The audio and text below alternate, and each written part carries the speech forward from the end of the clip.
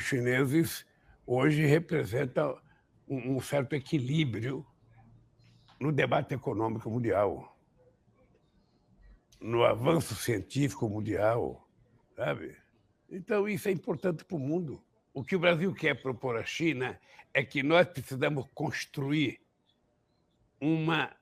centenas de coisas novas, que passa por rodovia, que passa por ferrovia, que passa por portos, aeroportos, que passa por novas indústrias, que passa por empresas de químicas, que passa por investimentos novos, sobretudo na formação educacional do nosso povo.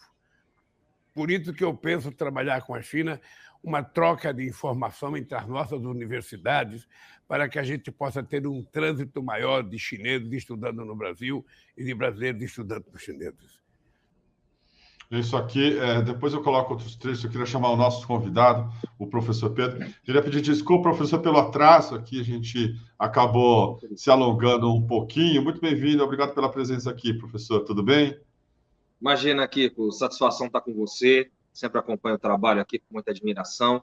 Satisfação estar com a Marília. Estava aprendendo aqui um pouquinho na live anterior. Obrigado. Muito bom. Professor, você já ouviu aí o que eu falei sobre o Lula e China, mas eu queria acrescentar o seguinte: teve uma reação imediata ontem na Folha de São Paulo e no Globo, que fizeram basicamente a mesma matéria com algumas variações, tá? Mas é isso aqui: governo dos Estados Unidos vê afronta e declarações de Lula sobre Washington na China. Membros da gestão Biden avaliam que brasileiro renunciou à pretensão de neutralidade em fala sobre guerra da Ucrânia. Depois eu vou botar aqui que o Lula falou sobre a guerra da Ucrânia também. E aí a matéria toda, fascinada pela Patrícia Campos Melo, ela é em torno de fontes em off, autos oficiais, as fontes americanas que afirmam não pressionar o Brasil a não ter relações com o regime de Xi Jinping ou a escolher um dos países. Dizem aqui que o presidente brasileiro e sua equipe de política externa adotaram um tom aberto de antagonismo aos Estados Unidos. E segue a matéria que, com muitas queixas, o funcionário do governo americano argumenta ainda que o engajamento do Brasil com a Ucrânia tem sido muito menor do que com a Rússia, o país agressor, e menciona a visita do chanceler russo, Sergei Lavrov, ao Brasil na semana que vem. O Lavrov vem ao Brasil amanhã. No Globo, o tom é o mesmo e as fontes anônimas também, aparentemente, são as mesmas. Está aqui, governo dos Estados Unidos... perdão, entrei na mesa aqui. No Globo, é a mesma matéria, só que escrita de outra maneira. Críticas de Lula sobre guerra desagradam aos Estados Unidos, que vem repetição da propaganda russa e chinesa. As críticas feitas, blá, blá, blá, blá, blá, não se referiram a nada disso ainda, não sei o quê. Incomodaram Washington, diz a autora Eliane Oliveira. Tem uma correspondente da Globo lá em Washington, na Casa Branca. Curiosamente, é assinado por uma pessoa que eu não sei quem é, se é Eliane Oliveira, mas deve ter mais fontes do que a correspondente oficial lá da Globo nos Estados Unidos. Fica aqui também uma questão. E aí, de novo, fontes anônimas. O integrante da diplomacia americana afirmou que não há problema algum em Lula, não sei o quê. Causou surpresa, porém, a forma como o mandatário brasileiro se referiu aos Estados Unidos. Esse interlocutor disse ao Globo que o Brasil pode ter um papel importante em uma negociação de paz, e não sei o quê, e vai lá. E essa ideia de que o Brasil está se alinhando à China e também, por tabela, à Rússia, embora o Lula não tenha falado em defesa da Rússia em nenhum momento. Mas, nesse contexto, está se criando aí, acho que, uma posição do lado da mídia em que ela assume de vez a sua sabugice de pau mandado, de garoto de recados do Império Americano. Como a própria mídia americana assim, e de uma maneira vergonhosa, às vezes, né, quando toma posição a favor de invasões de países. Tem uma conta no Twitter que elenca lá barbaridades ditas por colunistas do New York Times, do Washington Post, a favor de mortes e invasões e de tudo que os americanos fazem. Mas agora é uníssono. Toda a mídia brasileira resolveu defender que o Brasil não pode ter uma posição diferente daquela a que está, vamos dizer assim, combinado, que é o quê? Ser subserviente ao imperialismo americano, ao governo que seja lá, especialmente no terreno da economia, mas também desse novo desenho na geopolítica. Da Eliane Cantanhede até a Miriam Leitão, dizendo que o Lula só falou bobagem, só está tomando porrada. E está todo mundo ali tentando entender algo que, para mim, me parece muito claro. O Lula está agora vendo o mundo mudando, um parceiro comercial que é a China, que é muito maior que os Estados Unidos, e para onde ele está olhando.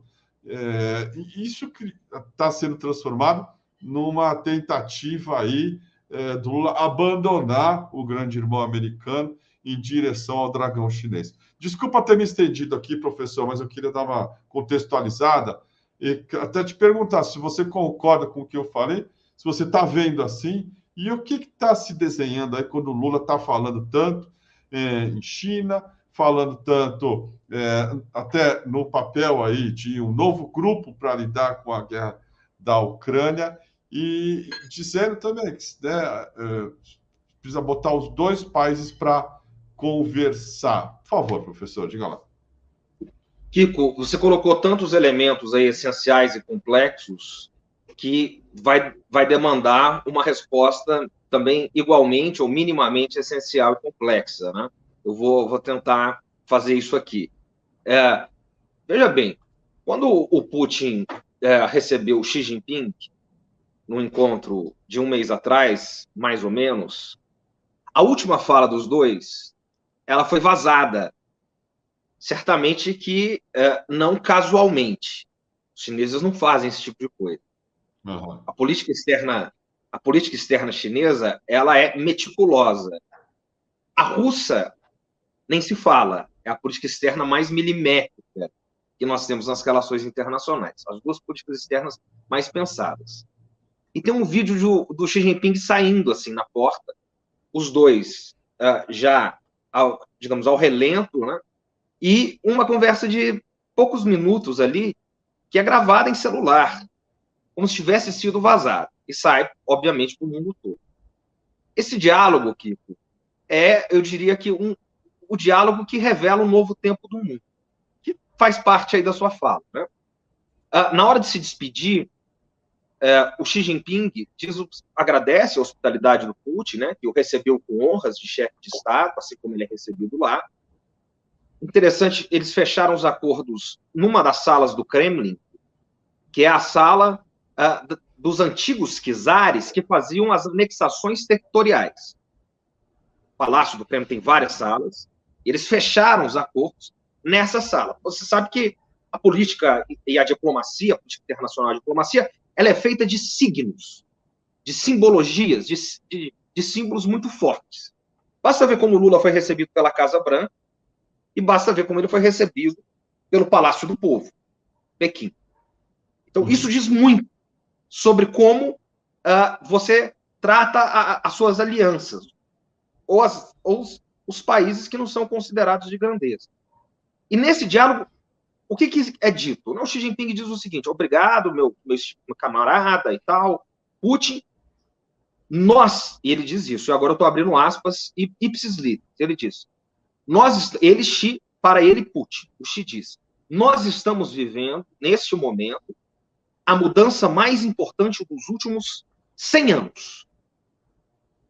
E eu e você, ou seja, a Rússia e a China, estamos no centro disso. Uhum. E a nossa responsabilidade é agora. Por que eu estou dizendo isso? Porque aí vem o papel do presidente Lula, exatamente no sentido que você dizia, como que acelerando as coisas. Mas mais do que acelerando as coisas, ele tem a sensibilidade, Kiko, de notar que as coisas estão acelerando por si só. Perfeito. Então, perfeito. Então, embora alguns estivessem ou estejam com essa análise clara, que análise é essa? Que o mundo mudou, que o mundo foi para a Eurásia. A China é a nova fábrica do mundo, como diria Giovanni Arrighi, e o novo cofre do mundo.